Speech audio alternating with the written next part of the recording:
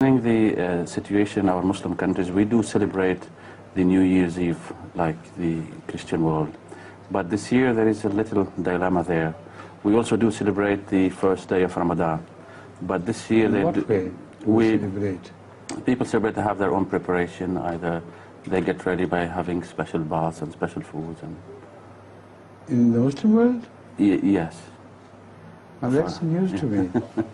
In our countries at least. Yes. In different Muslim countries, yes, they do celebrate in a manner which is not Islamic.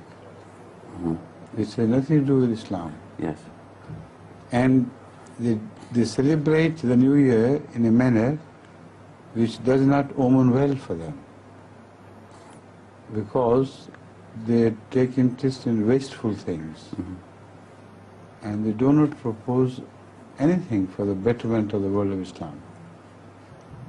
In Ahmediyya, we celebrate it completely differently.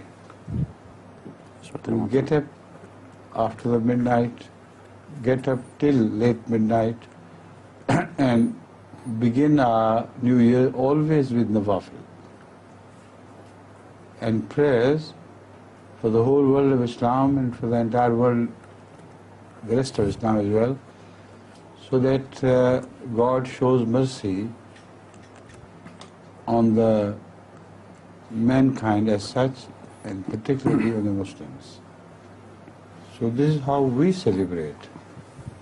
And in this I do not see any objection, because the year, although the Islamic year begins later, but this year also has become established in the entire world. We count years by the so-called date of birth or the date of death of Jesus Christ. So that being so, there is no harm in celebrating this year with prayer. While the whole world is dancing and drinking the night into nothingness, into wild craze, no more than that. We do it meaningfully, and I don't see any objection against that.